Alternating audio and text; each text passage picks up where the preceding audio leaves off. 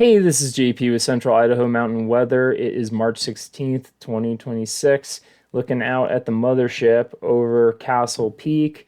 This is a big lenticular cloud that formed on Friday with those really fierce winds. If you see these out in the mountains, they are a precursor to the winds ramping up and really wreaking havoc out there. And if you're enjoying this broadcast, we ask you to do a one-time donation, or even better, sign up for that monthly sustaining membership. Today we're going to see light snow showers over the Sawtooth, shouldn't pick up more than about an inch. And then we're going to head into high pressure throughout the week. So we're going to expect sunny, above normal temperatures, could have some record-breaking temperatures on Thursday and Friday. Looking back at the windstorm that came through on Saturday with that cold front passage, we had some winds at the Haley Airport, or sorry, really it's called the Sun Valley Airport in Haley. Gusts up to 31 miles per hour out of the west. It's pretty impressive for valley floor winds. I didn't see anything super crazy like that windstorm we had December 17th, where we had, I think it was 120 mile per hour winds in Vienna.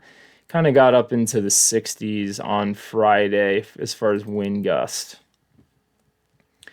All right, looking at the infrared this morning, I painted the lows and highs, and the jet stream is in the yellow. Quite a big yin-yang difference here. That low and high that I didn't put in Alaska is creating this big high pressure ridge that's about to kind of move over California and Utah area, and we're just going to be kind of at the top of that thing in the bottom of the jet stream. So we're going to see some mixed clouds over the next couple of days before that high pressure starts to build. This is what the temperatures are going to look like. So these are going to be really warm temperatures on the left-hand side and really cold on the right. So the Midwest, East Coast, down to Florida is going to see a late season polar vortex shifting overhead. Not uncommon, but definitely not the normal.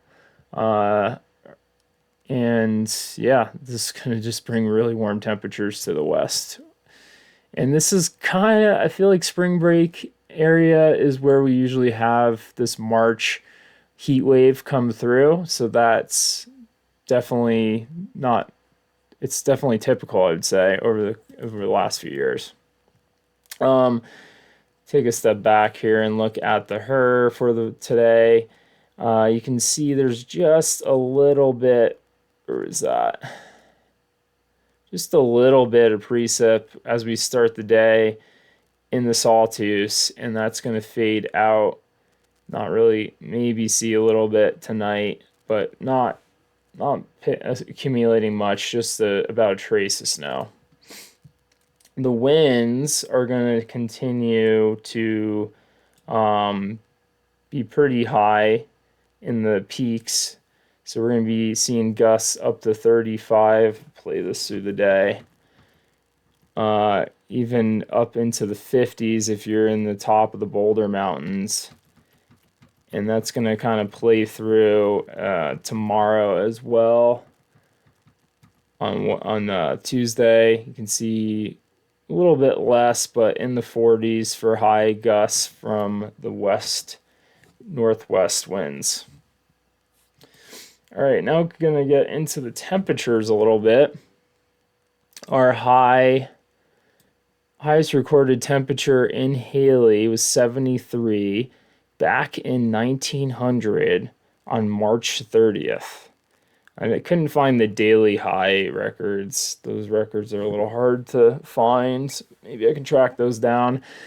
But it was 73. So if we flip-flop to look at the week ahead, it looks like we're going to at least hit 73, maybe up to 76 on Thursday.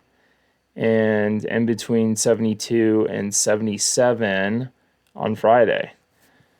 So could hit some record temperatures. Stanley is also looks a little harder for Stanley. This is back in 2004, March 22nd. It was 62 degrees Fahrenheit. We're gonna maybe, yeah, it doesn't look like we're gonna approach that, but maybe for Friday, Stanley will break that record. But looking above normal for the rest of March into April for temperatures, and we're kind of barely near normal the last week of March. Maybe we could have a couple storms kind of roll through and give us something to hold on to winter. We're going to have some pretty rapid melting going on in this coming week. Lower elevations have already been seeing that. The upper mountains will hold on, but it's going to be pretty bad melt out there. Looking at the 500 millibar chart on the GFS, where am I at? I feel like I am, yep, too much in the future to see that trough forming overhead. So here's the big jet. Here's that wicked weather. It's about to hit the New England area. And this high is going to start to shift over to the east a little bit and park itself over Southern California, Arizona area. And you can see we're kind of just on the top of that ridge. So we're going to have cloudy skies, or mix of sun and clouds today and tomorrow until that high pressure builds in a little stronger for Thursday, Friday. It'll be clearer days. And that's going to stay until this low in Alaska drops down on Sunday into Monday and starts giving us some precip. Now, it's not looking like it's going to be that crazy. This is for Galena Summit. I'll just go through these numbers real quick. Titus, couple inches maybe. Sawtooth, couple inches. So really not too much expected out of that. I want to come back to the temperatures and talk about how that's going to affect the mountains a little bit. So each day, this is for Galena Summit, it's going to get up into the mid 50s on Friday. We're going to have pretty superficial freezes. The snowpack on the south, I would imagine, has been seeing quite a bit of melt freeze. And typically when you have a denser snowpack, it can freeze and hold up a little longer than expected when you have these poor freezes. But higher elevation, it's going to be a little more in the mid 30s. So unless we're going to have some surface winds cooling off the snowpack, you're going to have to be pretty quick with chasing those south-facing corn runs. And I'm anticipating that the Norse are going to get cooked if we're seeing temperatures into the upper 40s, low 50s. We're probably going to see a widespread temperature crust on all aspects. So we will be switching to corn skiing until the next snowstorm comes through.